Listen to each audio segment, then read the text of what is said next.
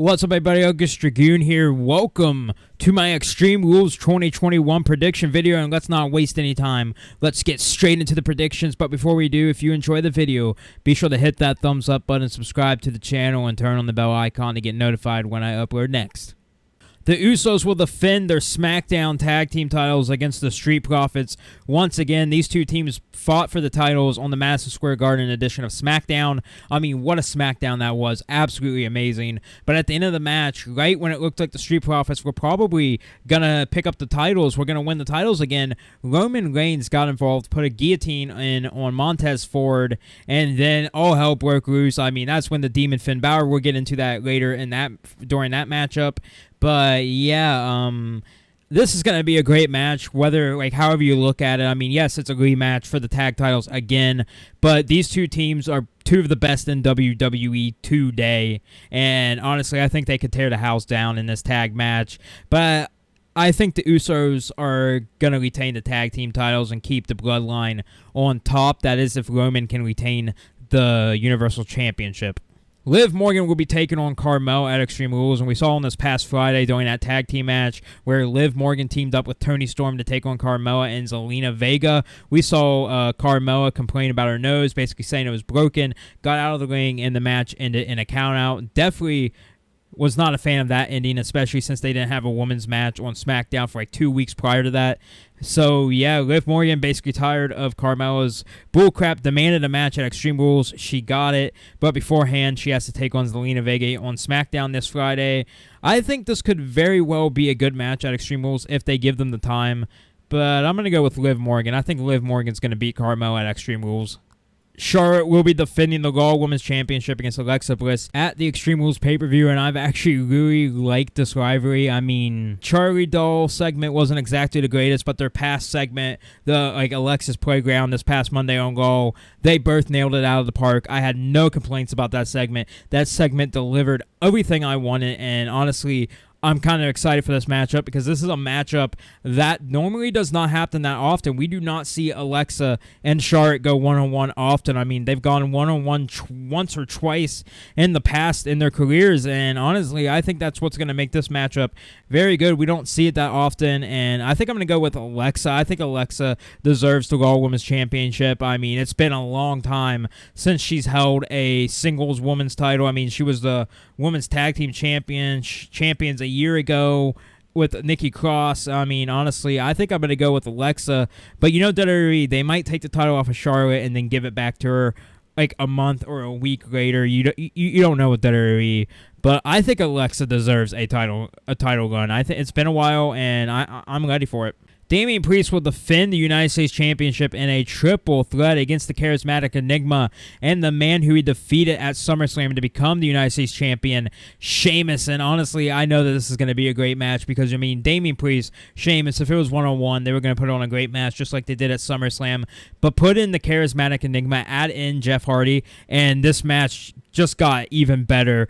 I know that they are going to do everything to make this match look good, but I think at the end of the night, I think at the end of this matchup, I think my boy Priest is going to retain the United States Championship. I think they're going to give him a pretty decent title reign, in my opinion. The man Becky Lynch will be defending the Smackdown Women's Championship against Bianca Belair, and honestly, we all saw what happened at SummerSlam. No one was expecting it whatsoever, especially Bianca, because, you know, she thought she was going to be facing Sasha Banks. That match was off. Carmella, we thought it was going to happen, and then we all heard the music. The crowd went wild. The return of the man Becky Lynch.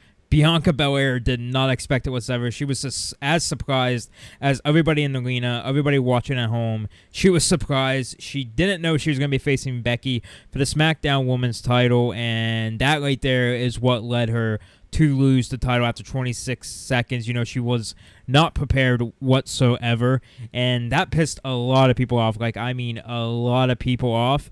But honestly, it kind of made me upset at first because, you know, Bianca deserved to, you know, have a better match at SummerSlam with Becky. But, you know, like I said, she was unprepared, was not ready. But that changes at Extreme Rules. Bianca is ready for Becky Lynch. She's going to expect the manhandle slam right away. She's going to try and defend it the whole entire matchup. And even if she gets hit by it, she might be prepared enough to kick out of it this time. And honestly, this right here could end up being match of the night, possibly, maybe second to match of the night, maybe the second match of the night. I think the second best match of the night, I think, if I'm getting my point across right there, if you know what I mean. But honestly, I think, Becky winning the title and then, Bianca winning it back after losing at SummerSlam against the man Becky Lynch, then I think that would be as big as the win at WrestleMania that she had when she won the title from Sasha Banks. I think it's gonna be a way better match than what they had at SummerSlam. Anything's gonna be better than 26 seconds. And now that Bianca's prepared, I think Bianca could possibly walk out as the SmackDown Women's Champion. But I don't know. If they want to make Becky a heel, they might keep the title on Becky, and I think that's why I'm gonna stick with Becky, even though I want Bianca to win. And now the match that I assume will end up main eventing Extreme Rules, and the match that I'm definitely the most looking forward to on the card. Honestly, the card seems stacked to me. It's a pretty decent card at Extreme Rules with only one Extreme Rules matchup, and that is being this matchup right here. Roman Reigns will be defending his Universal Championship against the Demon. Yes, the Demon. Finn Balor, not just the regular Finn Balor. Finn Balor is bringing back the Demon for this matchup. I guess Roman drug him to doing this, making Finn Balor have to dig into his demons again, to possibly become a Universal Champion for the second time. He's the first ever Universal Champion. He won it at SummerSlam in 2015. Or wait, was it 2016, 2015, or 2016? He defeated Seth Rollins to become the very first Universal Champion, but we all know the next night, he had to give up the title on Monday Night Raw. We did not get to have a Finn Balor reign, and ever since then, I feel like maybe they didn't want Finn Balor in the Universal title picture or the WWE title picture. I don't know. I mean, they put the Intercontinental title on him, and, he went back to NXT and had an absolute amazing run as NXT champion. And then he comes back to SmackDown, and I definitely think they're using him a lot, way better than what they did.